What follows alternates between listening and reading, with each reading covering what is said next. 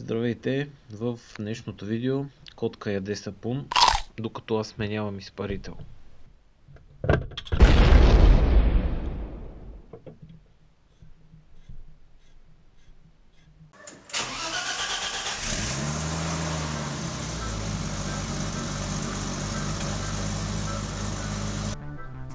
Тъпотията на страна, това е новия изпарител, турски, вакуумен, съответно колата е карбуратор. Вътре има разни крепежи, които не са ми нужни, защото стария е същия. Наложи се да го сменя, тъй като напоследък доста ми гори газ. За последно я засякох с 15 литра, минах 50 км, което си е разход от 30 на 100 и съответно реших да сменя изпарителя.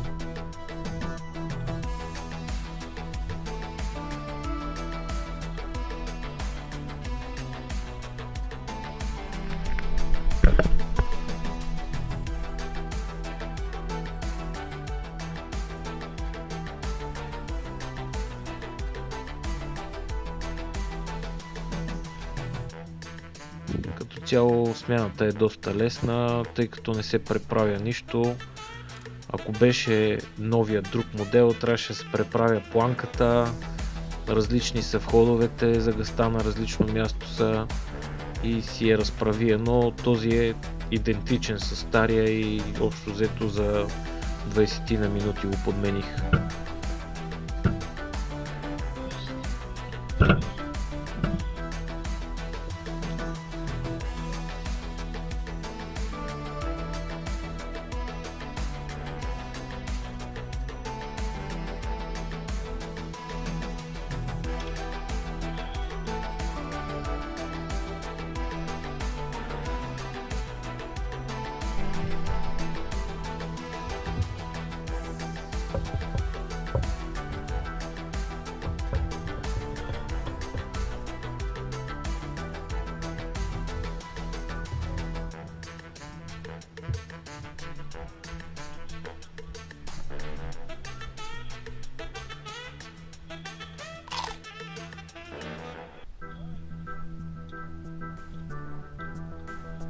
Купих си филтър за клапана на газта.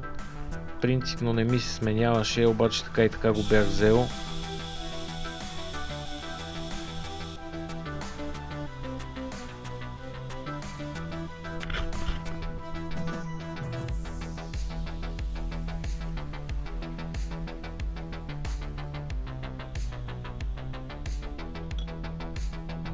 Стария не е много зле, но е добре да се смени.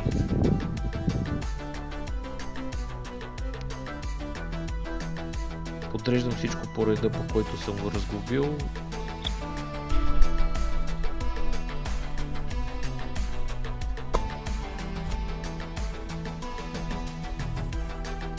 Тествам с разтвор от вода и сапун, дали не изпуска от някъде,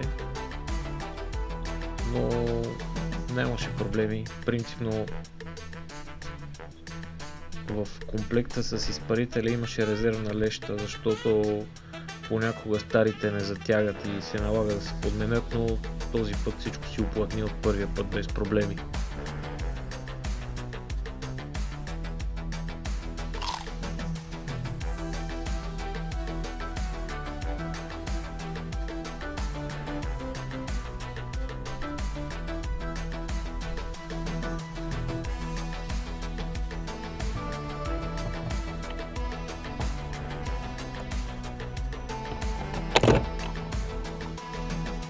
Сглобявам филтърната кутия и слагам един нов въздушен филтър.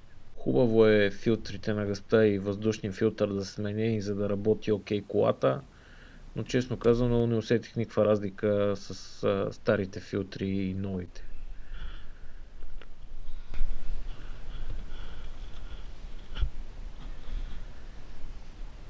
Идва време да настроя изпарителя.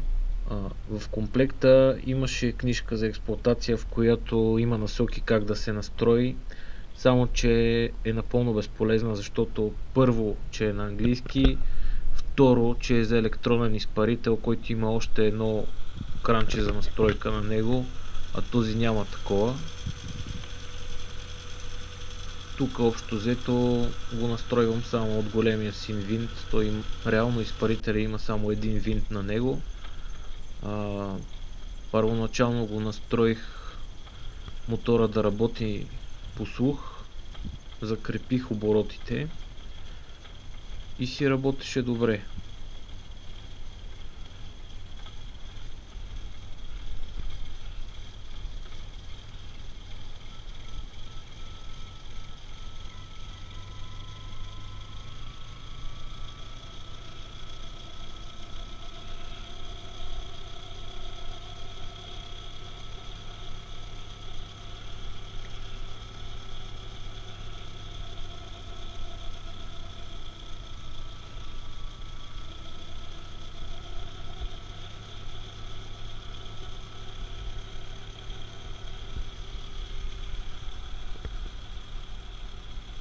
Все пак реших да пробвам и по инструкциите от книжката. Там пише да се отвори крана, който е този синия, и да се намалява докато колата не изгасне.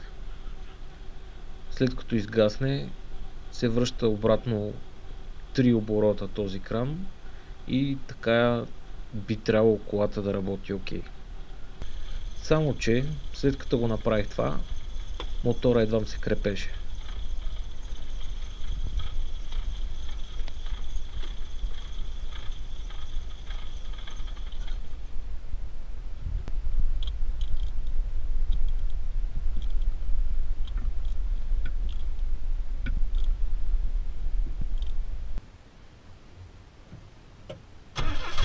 Работеше ето така.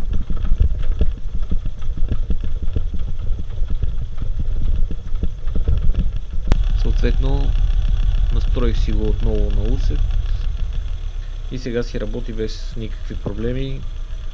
Пали веднага, колата се пали само на газ.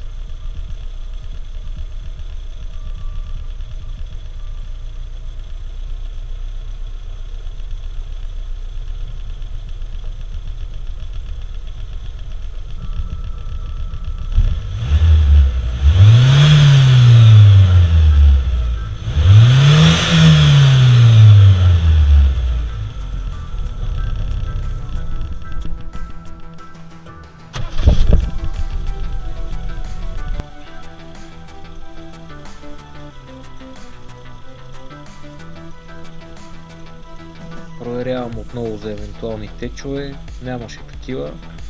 Доливам антифриз и съм готов.